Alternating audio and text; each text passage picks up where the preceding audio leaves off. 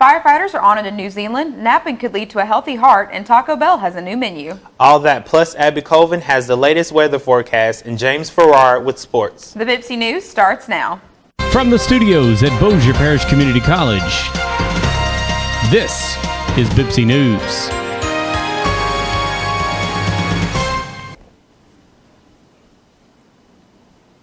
Welcome to the Bpcc News for Wednesday, September 11th. I'm Katie Brock. And I'm Shaquille Jefferson. Katie, why don't you start by telling us what's going on around campus? Today marks the 18th year anniversary of 9/11. Bossier Parish Community College will pause to reflect and remember the victims of the events on September 11th, 2001. The event starts at 8:30 a.m. with a visual display featuring a series of photographs and text documents that will serve as a historic timeline, taking guests through the events of the day as they happened. The quad will also feature more than 2,900 American flags with the name of someone who lost their life in the attack written on each flag. At noon in Building C, we will have a special program commemorating the day. The program features the Airline High School JROTC presenting the colors, a special musical performance by the Bpcc Gospel Choir, and guest speaker Roy Lively will share his experience from 9/11, where he was in the Pentagon in Washington, D.C. when the plane hit. The event is free and open to the public. The Rotary Club of Bpcc has partnered with the Food Bank of Northwest Louisiana to create an emergency food pantry that will help serve Bpcc students who have food insecurities. The pantry will be open for the fall 2019 semester on Thursdays from 11 a.m. to 12 p.m. and 2 p.m. to 3 p.m. as well as on Fridays from 11 a.m. to 1 p.m. and is located in Building D, Room 113. The pantry is free to those who are eligible, and for more information, contact Kelly McDade at 318-678-6324. Bossier Parish Community College is teaming up with Willis Knighton and will be offering flu shots to faculty, staff, and students on Monday, October 14th. The shot is free with proof of insurance or $35 without insurance, and everyone must provide a picture ID. Coming up, we will take a look at Shreveport's new Polynesian restaurant. But first, Abby Colvin has a look at your weather. This is Abby Colvin with Bpcc Weather, and we'll be back after the break. If any of the nearly 80 million American kids who carry school backpacks is someone you care about, there are a few things you may want to consider so as not to let the backpack become a big pain in, well, the back. First, make sure that even fully loaded, the backpack doesn't weigh more than 10% of the child's total body weight. The height of the backpack should extend from approximately 2 inches below the shoulder blades to waist level or slightly above the waist. Select a pack with well-padded shoulder straps. The neck and shoulders have many blood vessels and nerves that can cause pain and tingling in the neck, arms, and hands when there's too much pressure. Adjust those straps so that the pack fits snugly on your child's back. A pack that's too loose can pull the child backward and strain muscles. Kids should wear their backpacks on both shoulders so the weight is evenly distributed. Wearing it over one shoulder can curve the spine and cause discomfort. After all, even a heavy school schedule shouldn't be a burden on the student's back. Hey, young man. Oh yes, I'm talking to you. If you're turning 18, you need to register with the Selective Service System. Why? Because it's the law, and failure to register can result in permanent loss of college loans and grants, job training and certification programs, and hundreds of thousands of federal, state, and local jobs. If you're an immigrant, failure to register could derail your citizenship process, so please register. 45 seconds online at sss.gov or registration at any post office can save 45 years of hassles. When children have homework, it's time for parents to get busy. Not doing it for them, but letting them do it properly themselves. Here, from the experts at the U.S. Department of Education, are some ways to help. Have a special place for your child to study. It doesn't have to be fancy. A desk in the bedroom is nice, but for many children, the kitchen table or a corner of the living room works just fine. The area should have good lighting, and it should be fairly quiet. Provide supplies and identify resources. For starters, have available pencils, pens, erasers, writing paper, and a dictionary. If possible, keep these items together in one place. Set a regular time for homework. Having a regular time to do homework helps children to finish assignments. Work with the child to develop a schedule. Write it out and post it where you'll both see it often, such as on the refrigerator. Remove distractions and discourage phone calls during homework time. Learn more at the numeral 2.ed.gov/parents. You're going to need me. You're going to need us. All of us. You're going to need our help with your water. your air, your food, you're going to need our determination, our compassion. You're going to need the next generation of leaders to face the challenges the future will bring. And we promise we'll be there when you need us.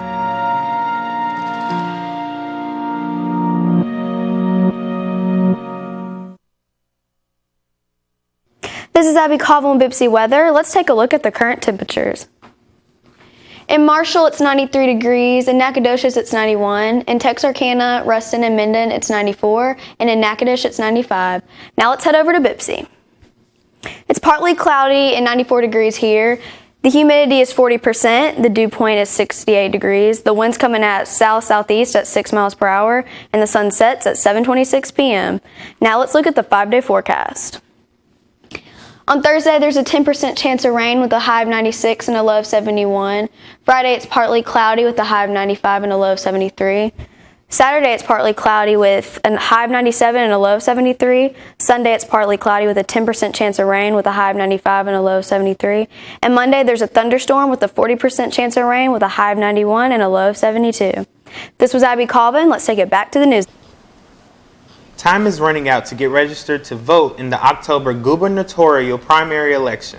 The in-person or by mail deadline is Wednesday, and the online deadline is September 21st.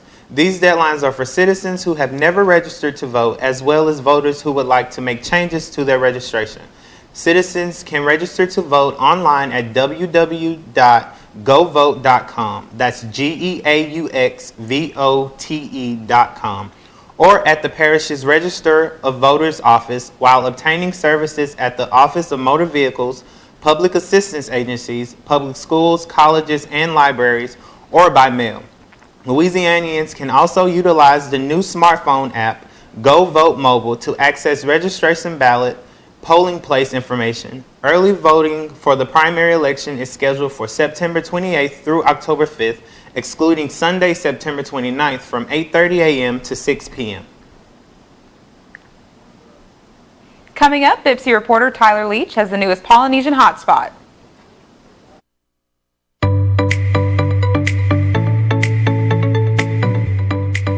Hi, I'm Tyler Leach with the Bpcc News, checking out some local hotspots in Shreveport, Bossier City.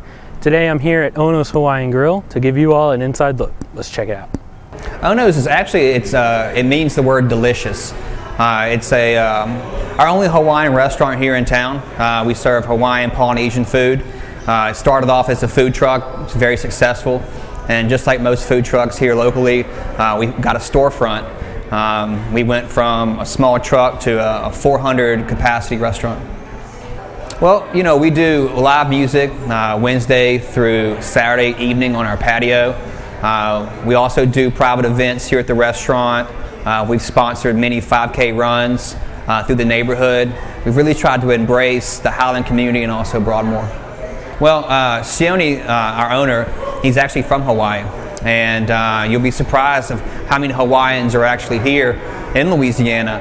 Not to mention our Barksdale base, you get a lot of the military who have gone through the islands. It was just one of those things. The last Polynesian food we had here in the Shreveport Bossier area was Con Tiki on Erie Drive, which closed many years ago. It actually works out, you know, being the only Hawaiian Polynesian food within probably 200 miles. Our hours of operation, we open at 10:30 every day. We close at 9 o'clock on Sunday through Thursday, and we close at 10 p.m. Fridays and Saturdays. I keep the bar open to 11, but kitchen closes at 10. All right, everyone. This has been an inside look at Ono's Hawaiian Grill. Again, I'm Tyler Leach. Now let's get you back to the news desk. East Texas Council of Governments Regional 911 Program has announced the availability of text to 911 service in Anderson, Camp, Cherokee, Gregg, Marion, Panola, Rains, Upshur, and Van Zant, and Wood County. Text to 911 is a service that allows citizens to send a text message directly to 911 for assistance in the event they are unable to make a voice call. To use the new service, users can simply send a text as they would normally. In the recipient field, enter 911, compose the message, and push send. Once a text is sent, the 911 system will send an automated message asking the individual texting for the address of the emergency. This starts the text session between 911 and the individual needing emergency help. It is important to remember that text to 911 services should only be used in an emergency situation when someone is unable to speak. Examples include if the person is deaf, hard of hearing, speech impaired, or when speaking out loud will put the individual in danger. Text to 911 also provides a silent alternative in cases such as child abduction, active shooter, or domestic abuse. If you're a fan of napping, you'll like the findings of a new study suggesting sleeping during the day may be linked to a healthy heart. Mandy Gaither has more in today's Health Minute. It's no secret sleep's an important part of your health, but according to new research, a daytime nap taken once or twice a week could lower the risk of heart attacks or strokes. The study, published in Heart, the Journal of the British Cardiovascular Society, tracked more than 3,400 people between the ages of 35 and 75 for 5 years. Researchers found those who indulged in occasional napping between 5 minutes to an hour were 48% less likely to suffer a heart attack, stroke, or heart failure than those who didn't nap at all. But the study found no association between heart attacks or strokes and more frequent, longer naps. Other researchers say those who catch a few more Z's a couple times a week typically have healthier lifestyles compared to those who nap daily, who are more likely to be sick, adding, "We shouldn't go as far as saying naps will make you healthier. Instead, they say, focus on getting a good night's sleep, eating well, and staying active." For today's Health Minute, I'm Mandy Gaither. Stay tuned to hear about Taco Bell's exciting new menu. And James Farrar has today's sports update. Coming up after the break, a very special sports update, so stick around.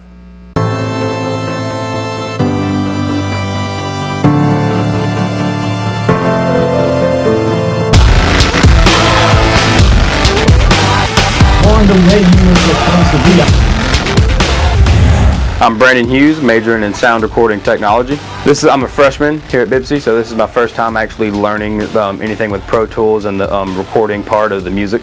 And this is fun because music is it's my passion, so it's always nice to wake up, come to school, and all you got to do is just work on music. I'm in sound system design right now, which is building studios, all the acoustic things with that. So I'll have the knowledge to, hopefully build my own studio and be able to work in that. Man, I'm learning everything in the business when it comes to labels, how they work, marketing of everything. I'm even learning about the press. It's like a family.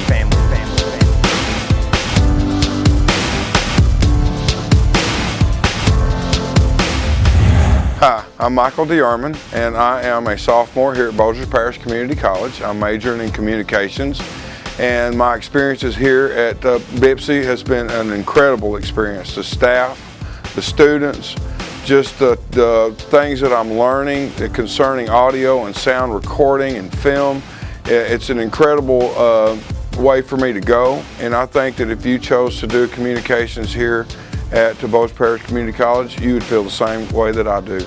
If you were to come here to Bpcc to get a degree in communications, i.e. the sound and recording, then they have a wonderful recording facility here. They use the most advanced technical equipment that's involved, Pro Tools.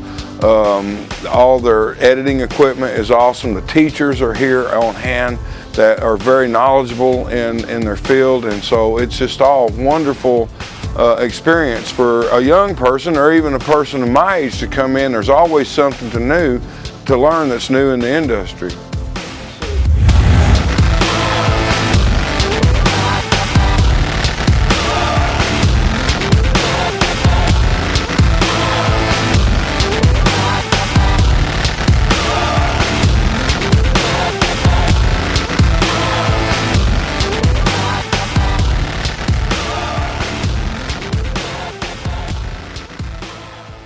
Bossier Parish Community College, the fastest growing community college in the nation. Wonder why? The arts are crucial to Bossier Parish Community College. We provide opportunities to our students in film, in television, in acting, in music. They get that training here at Bpcc with direct, hands-on approach. They can then take that training back out into the community and get a job. Here at Bossier Parish Community College, there are so many opportunities and classes that are offered to you. It's like the whole world of theater is right here at Bpcc. Check us out. You'll understand why.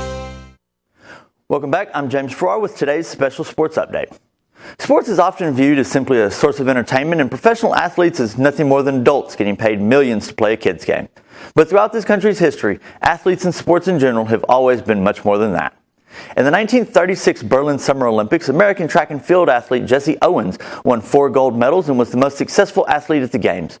With Adolf Hitler in attendance, Owens, an African-American grandson of a slave, was credited with single-handedly crushing Hitler's myth of Aryan supremacy. It was Jackie Robinson's breaking of Major League Baseball's color barrier that Martin Luther King Jr. once credited as the catalyst that started the civil rights movement of the 1950s and 60s. And it was Allie Raceman, a gold medal-winning U.S. gymnast, whose courage to come forward started the Me Too movement that has shone a light on a culture of sexual abuse and sexual assault all over the country that had been going on unchecked for years. In the aftermath of 9/11, it was once again sports that played a key role in the healing process. Following the attacks, Major League Baseball Commissioner Bud Selig had suspended all play beginning on September 11th, and it wasn't until September 17th that games returned. To that point, there had not been any large public events or gatherings in most places for fear that there would be another attack. But on that day, ballparks all across the country were filled. One of the most memorable tributes, and a day full of them, was an original poem by one of the game's most legendary voices, Cardinals Hall of Fame announcer Jack Buck. Since this nation was founded under God, more than 200 years ago, we have been the bastion of freedom, the light that keeps the free world aglow. We do not covet the possessions of others. We are blessed with the bounty we share. We have rushed to help other nations. Anything, anytime, anywhere. War is just not our nature. We won't start, but we will end the fight. If we are involved, we shall be resolved to protect what we know is right. We have been challenged by a cowardly foe who strikes and then hides from our view. With one voice we say, we have no choice today. There is only one thing to do. Everyone is saying the same thing and praying that we end these senseless moments we are living. As our fathers did before, we shall win this unwanted war, and our children will enjoy the future we'll be giving.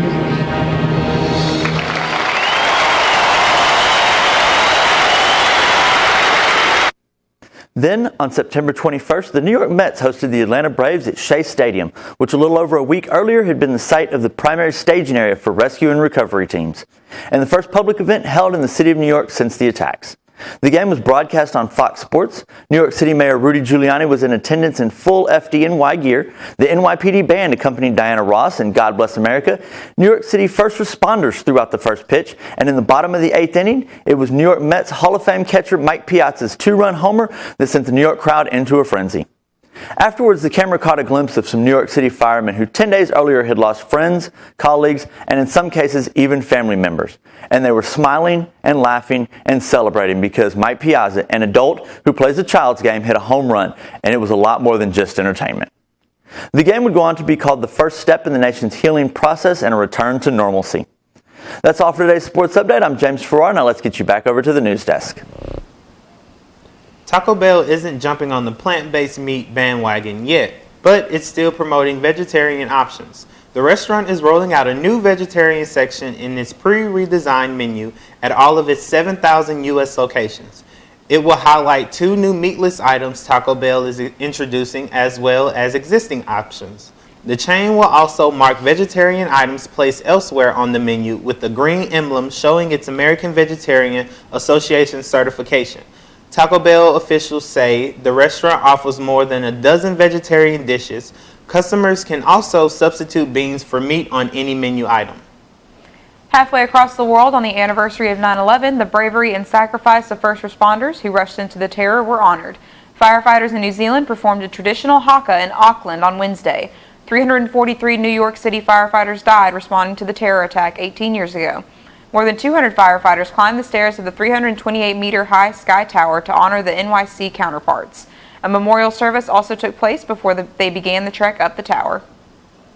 An accident leaves a truck on top of a house, and a corn maze acts as a living tribute to a fallen hero. Coming up in today's Take a Look at This. You're probably wondering how this truck ended up on top of a house in Ontario, Canada. Well, believe it or not, the whole thing was caught on camera. Dennis Lefebvre's dash cam was recording when the moving truck hit a ditch. It sent the truck flying up on its end, striking a power pole and coming to rest on the house. Police say there was no one home at the time and there were no injuries reported, but the driver was charged with careless driving. This elaborate California corn maze is a living tribute to a fallen police officer. The face of Corporal Ronil Singh adorns the 10-acre maze at Dutch Hollow Farms in Modesto. Singh was shot and killed in 2018 after pulling over a suspected drunk driver. The memorial will feature 2 mazes, one of which is nearly 3 miles long. Singh's wife and son will be the first to walk the maze in a special ceremony. And while it's not nearly as meaningful, there is another corn maze tribute making headlines. This one is in Thamesville, Canada, and it's honoring the town's 18th annual corn maze with a Back to the Future theme, complete with clock tower and DeLorean. The Thamesville Maze has been cutting corn corners since 2001, offering residents and tourists a fun, challenging, and rare treat. About as rare as a new segment featuring 2 corn mazes and 2 flying vehicles. For Take a Look at This, I'm Jeremy Ross. Coming up after our last break, we have some exciting news for Prince fans. Imagine taking a child to the doctor thinking she has an infection, only to discover it's type 1 diabetes and your health insurance doesn't cover all the costs. That's what happened to 5-year-old Karis Bell. Fortunately, when health insurance is not enough, a HealthWell Foundation Pediatric Assistance Grant can help. The nonprofit group helps pay for Karis's supplies, including an insulin monitor and the co-insurance for her hospital and clinic visits. You can help change a child's life by giving to the Pediatric Assistance Fund at healthwellfoundation.org. Really?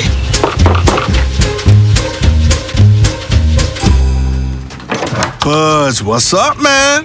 You left some leaves burning out here. Yeah, I just came in just for a second. Come on, man. If it's too hot to touch, it's too hot to leave. You could torch the whole neighborhood. It's a good point there, Smokey.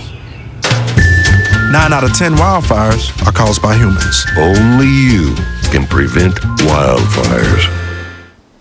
Gillian Anderson will play Margaret Thatcher on the upcoming 4th season of The Crown. In a statement, the actress expressed excitement at playing a, quote, complicated and controversial woman. Thatcher was the United Kingdom's first female prime minister. She was called the Iron Lady for her political and personal toughness. Thatcher died in 2013 at age 87. The 4th season of The Crown is in production, and season 3 of the drama series returns on November 17th. Movie and music news now, plus an inspiring story from Tinseltown. David Daniel has the Hollywood Minute. Tonight I'm gonna party like it's 1999. Prince fans will be running everywhere to get the reissue of the Purple One's legendary double album, 1999. It's been remastered and expanded. The Super Deluxe Edition includes 35 extra audio tracks and a live concert performance on DVD, all previously unreleased. It's available November 29th. She's been directing critically acclaimed movies for over 20 years. Kristen Stewart is headed to Switzerland. She'll receive the Golden Eye Award at the Zurich Film Festival, which begins September 26th. Stewart stars in Seberg, about French New Wave icon Jean Seberg, which plays at the festival. All right, everybody.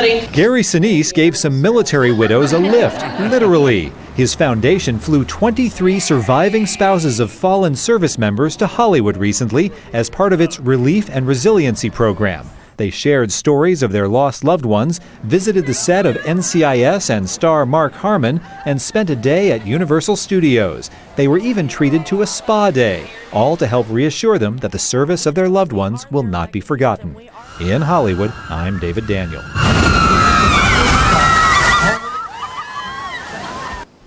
Before you go, let's check in one more time with Abby Colvin for your out-the-door weather. This is Abby Colvin, and let's look at the out-the-door weather. On Wednesday, it's partly cloudy with a 10% chance of rain with a high of 94 and a low of 71. On Thursday, there's a 10% chance of rain with a high of 96 and a low of 71. And Friday, it's partly cloudy with a high of 95 and a low of 73. This was Abby Colvin. Let's take it back to the news desk. That's going to be all for this edition of the Bpcc News. I'm Katie Brock. And I'm Shaquille Jefferson. From all of us here at the Bpcc News, thank you for tuning in. From all of us at Bpcc News, have a wonderful day.